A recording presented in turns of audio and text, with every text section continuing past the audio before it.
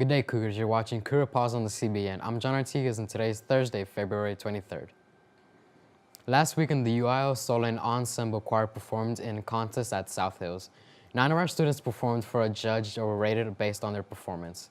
Of the 9 that were performed, 4 will go to represent Western Hills High School at State UIL Solo and Ensemble in Austin in late May. Here's a list of these talented Cougars. There will be English 1 and 2 start tutoring Monday, Thursday after school in all of the English classrooms. Please look for the schedules in the hallways or ask your teachers for details. There will be a bus for those needing transportation leaving at 5. There will also be Saturday school March 4th and 25th from 9 to 12 at the school. All students have the chance to be successful this testing year, so continue to work hard in your classes and in tutoring. Senior Sterling Lang wrestling at the regional championship this past weekend in the 195-pound division where he placed 3rd out of 16 wrestlers. He will be competing at the 5A state championships this weekend in Houston. The Lady Cougars track teams traveled to Weatherford last weekend to compete in the Weatherford relays. Medal winners on varsity were Adasia Carter, who placed 3rd in the 800-meter run with time of 2:25. On JV, Adriana Wright placed 1st place in the 200-meter, and for the boys track, River Moore took 2nd place in the long jump with personal best of 21 feet and 11 inches. The Western Hills Winter Guard competed at Saginaw High School this past Saturday. The students performed extremely well, winning 1st place in their class with 12-point margin of victory. They were promoted to the next class of competition. Also, our Lady Cougars varsity soccer team won against Trimble Tech 4-1. Good job, ladies. Last Saturday, some of our male students participated in a Q&A session with Officers Shaw and Bonilla and other officers from the Bembry Police Department. The activity was designed to foster positive communication and interactions between students and law enforcement officers on our campus. And now from a special reminder from Tierica Brown.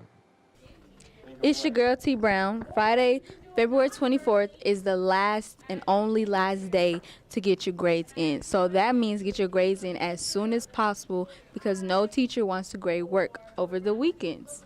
So get your work in. We are Air Force Junior Reserve Officer Training Corps cadets. Tomorrow morning, every JROTC cadet at Western Hills High School gets the chance to prove how great we are.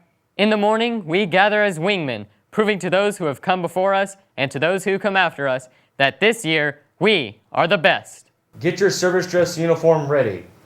And when you get home, have that hair looking nice, and men, you need to shave. We all form up tomorrow as a team. Tomorrow morning at the beginning of school, we will fly, fight, and win because we are JROTC cadets. Tomorrow morning, every one of our fellow cadets will prove to the Air Force we are the best JROTC program in Fort Worth. Tomorrow, we will watch our second-year cadets march to let the Air Force know we are running the show. Tomorrow we prove we are patriots, leaders, and wingmen, devoted to those we follow, serve, and lead.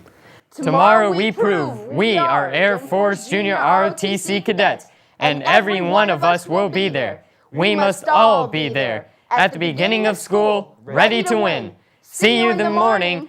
Air power! On Tuesday, the boys golf team competed in the Buzzy Open at Cross Timberers Golf Course in Azle. The Cougars, led by Michael Missildine and Hunter Eisen, played well in muddy conditions and finished 8th. Last Saturday, the Western Hills art students competed at regionals in art. Many of these students worked for hours after school, and many were in Mr. Richards' room working until 10:30 p.m. the night before and back at 6 a.m. to put finishing touches on things. 4 students will advance to state, and honors given to the top 1%. Those advancing in state are Juan Pablo Borunda, Lon Wynn, Rebecca Jones, and Hayden Miller. On this day, in 1954, a group of children from Arsenal Elementary School in Pittsburgh, Pennsylvania, received the first injections of the new polio vaccine. Not as devastating as the plague or influenza, polio is a highly contagious disease that emerged in terrifying outbreaks and seemed impossible to stop. Polio attacks the nerve cells and the central nervous system and causes muscle deterioration, paralysis, and even death. And now for some Black History Month trivia. Who was born on January 15, 1929? A. Rosa Parks, B. Malcolm X, C. Martin Luther King Jr., or D. Harriet Tubman? The answer is C. Martin Luther King Jr. At the age of 35, Martin Luther King Jr. was the youngest man to receive the Nobel Peace Prize. On the evening of April 4, 1968, while standing on the balcony of his motel room in Memphis, Tennessee, he was assassinated. Well, Cougars, that's all we have for you today. I'm John Ortigas. Thank you for tuning in to Cougar Pause. As always, have a good day and some good news.